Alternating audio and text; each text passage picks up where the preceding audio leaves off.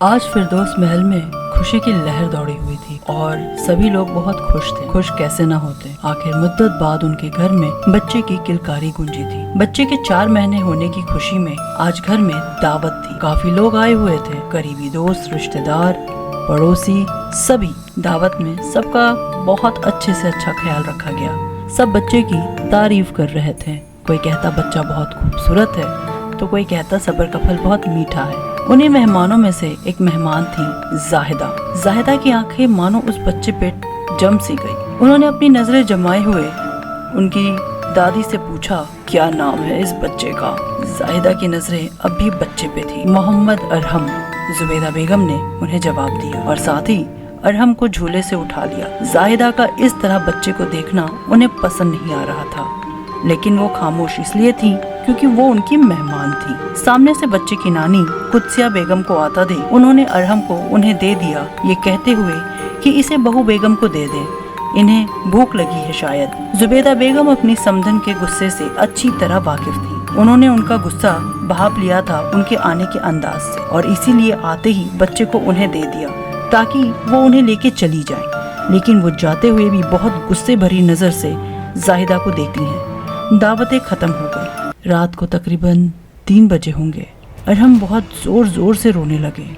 ایسے عام طور پہ وہ چپ ہو جاتے، لیکن اس بار وقت کے ساتھ ساتھ ان کا رونا بہت زیادہ ہو گیا۔ وہ اتنی زور زور سے رونے لگے کہ پورا گھر اٹھ گیا اور سبھی پریشان ہو گئے۔ آخر ارحم چپ کیوں نہیں ہو رہے؟ ارحم رو رو کے تھک چکے تھے اور پھر وہ خاموش ہو گئے۔ ڈاکٹر کو بلایا گیا۔ ڈاکٹر نے ہر طریقے سے ارحم کو چیک کیا، کہا کہ یہ بالکل ٹھیک ہے۔ ارحم کی امی وہ بہت زیادہ ڈری ہوئی تھی۔ انہوں نے کہا، یہ جب ٹھیک ہے تو وہ اتنا رو کیوں رہے تھے اور کس لیے رو رہے تھے؟ ارحم کی امی کے سوال ختم نہ ہو رہے تھے۔ ڈاکٹر نے پھر بھی انہیں دوا دی اور کہا، اکثر ایسا ہوتا ہے کہ بچوں کو ایسیڈیٹی ہوتی ہے جس سے ان کا پیٹ بہت دکھتا ہے۔ شاید ارحم کو بھی یہی تکلیف ہوئی۔ ارحم سکون سے سو گئے۔ انہیں سکون سے سوتا دیکھ پورے گھر میں سکون چھا گیا اور سبھی سکون سے ہو گئے۔ لیکن وہ یہ نہیں جانتے تھے کہ آگے اور کیا کیا ہونا باقی ہے۔ اگلے دن ارحم کو فیڈ کر کے ان کی دادی انہیں گود میں اٹھا کر ٹہل رہی تھی کہ تبھی ارحم کو الٹیاں شروع ہو گئیں، ایک کے بعد ایک، ایک کے بعد ایک۔ اتنی زیادہ الٹیاں ارحم کرنے لگے کہ وہ بے ہوش ہو گئے۔ ارحم کی دادی چیخ پڑی اور سبھی لوگ ارحم کو لے کے ڈاکٹر کے پاس گئے۔ ڈاکٹر نے ارحم کو آئی سی یو میں ایڈمٹ کر دیا۔ اس ننھی سی جان کو آئی سی یو میں دیکھ سبھی رو پڑے۔ منہ پہ آکسیجن ماسک لگا ہوا، ہاتھوں میں سرنج لگے ہوئے۔ وہ بہت عجیب لگ رہا تھا۔ وہ منظر اتنا دردناک تھا کہ دیکھا نہیں جا رہا تھا۔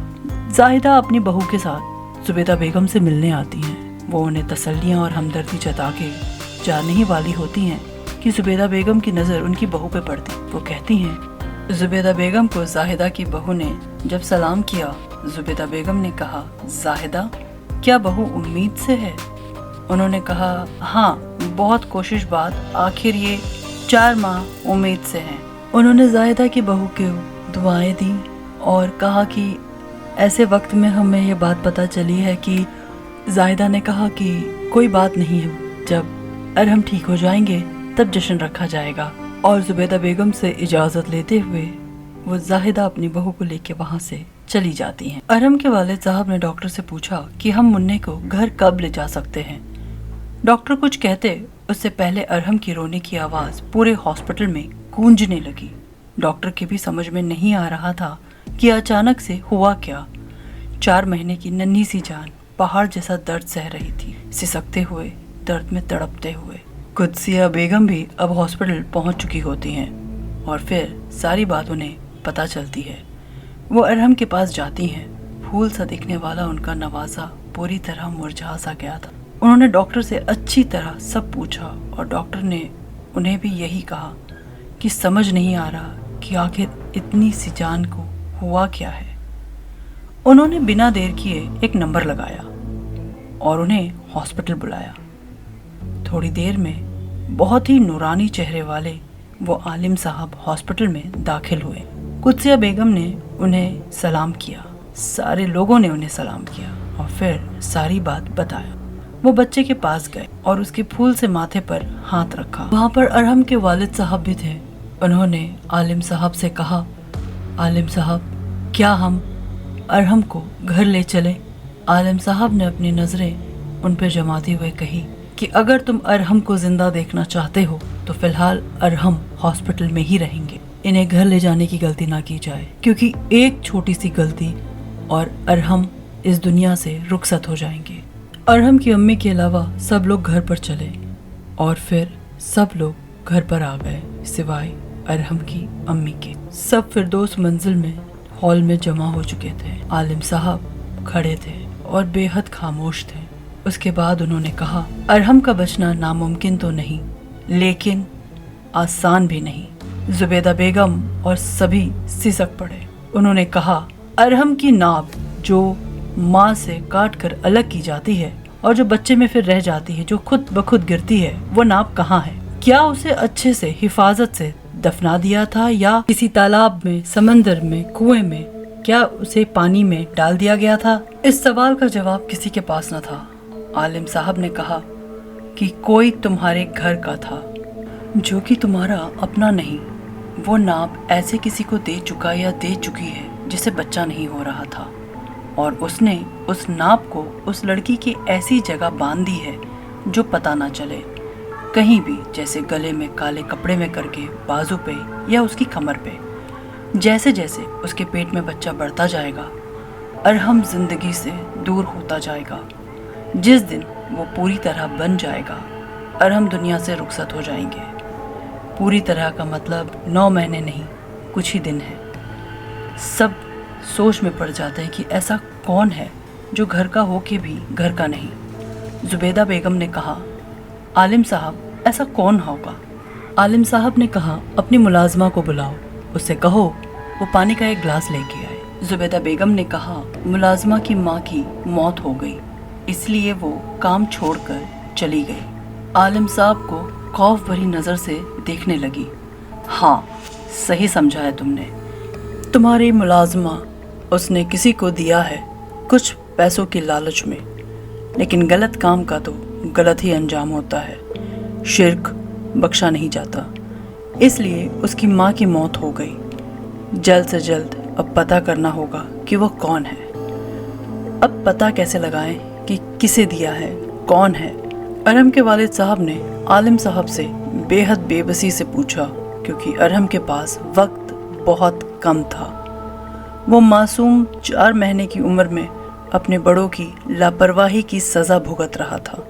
अरहम के वालिद सजदे में रब के सामने फूट फूट के रोने लगे, अपने मासूम बच्चे की ज़िंदगी की भीख मांगने लगे।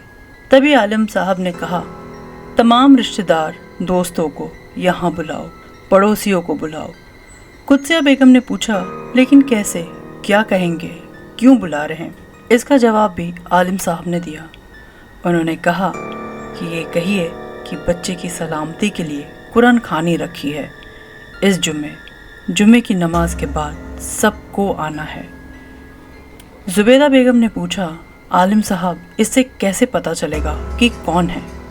आलिम साहब ने कहा, जो आ गया इसका मतलब वो नहीं है, और जो नहीं आया वही होगा गुनहगार। जुबैदा बेगम और कुद्सिया बेगम ने तमाम करीबी दोस्त, रिश्तेदार, पड़ोसियों को फ़ोन कर इल्तिजा की आने की, और फिर जुमे के दिन नमाज बाद सबका आना शुरू हुआ।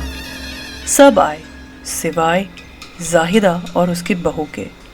बिना देर किए आलिम साहब और उनके घर वाले सब उनके घर पहुंच गए। उन्हें देखकर वो दोनों हैरान सी हो गईं। फिर खुद को संभालते हुए पूछा कि यहाँ कैसे आना हुआ? वो बहू की तबीयत ज़रा ख़राब थी, इसलिए हम आ ही ना सके। और भी वो कुछ कहती, तब तक जुबैदा बेगम ने कस कर एक थप्पड़ उनके मुंह पर जड़ दिया। कहा, शर्म नहीं आई मासूम पर काला जादू करते हुए? कितनी गिरी हुई हो तुम। हाँ किया, और अब बहुत जल्द तेरा पोता इस दुनिया को छोड़ जाएगा और मेरा इस दुनिया में आएगा। उसे ज़रा भी अफसोस न था कि 4 महीने के अरहम के साथ उन्होंने कितना गलत किया है। कुत्सिया बेगम और जुबैदा बेगम ने बिना सवाल और वक्त बर्बाद करते हुए जाहिदा की बहू को पकड़ लिया। जाहिदा की बहू की तलाशी लेने पर उन्हें काले कपड़े में बंधी हुई अरहम की नार मिल गई, जो जाहिदा ने बड़ी होशियारी से कड़े के अंदर वाले हिस्से में छुपाया था। कड़ा उतारने की जब कोशिश की गई तो उनकी बहू इतनी आसानी से कहाँ उतारने देने वाली थी। दोनों को जोर का धक्का दिया और बिना देखे इधर उधर भागने लगी। कुत्सिया बेगम ने उसको कलाई से पकड़ लिया, उन्हें फिर से बहुत जोर का धक्का दिया। गिरते हुए जुबैदा बेगम ने उसकी कलाई अपने हाथ में पकड़ ली। जब उसने धक्का और जोर से दिया तो वो कड़ा उनके हाथ में आ गया और वो दीवार से बुरी तरह जाके टकरा गई। जाहिदा की बहू बिना देखे जो इधर उधर दौड़ रही थी, सीढ़ियों से उतरते वक्त उसका पाँव मुड़ा और वो नीचे पेट के बल गिर गई और जोर जोर से चिल्लाने लगी। उसे फौरन हॉस्पिटल लेकर वो सब गए, क्योंकि इंसानियत जाहिदा और उसकी बहू भूल चुके थे, ना कि वो लोग। उसे फौरन ऑपरेशन थिएटर में ले जाया गया। थोड़ी देर में डॉक्टर ने बाहर आके बताया कि सीढ़ी से गिरने की वजह से उसका मिसकैरेज हो गया। आलिम साहब ने जाहिदा से कहा, तुमने और तुम्हारी बहू ने शिर्क किया है, और शिर्क वो गुनाह है जिसे रब माफ नहीं करता। तुम्हें अपने किए की सजा मिल ही गई। उस कड़े से अरहम की नाप को निकाल के हिफाजत से दफना दिया गया, ऐसे कि वो कभी किसी को ना मिले। अरहम अब पहले की तरह तंदुरुस्त हो गए। कभी कभी हमारी एक गलती से बहुत बड़ा नुकसान हो जाता है, या शायद जान भी चली जाती है।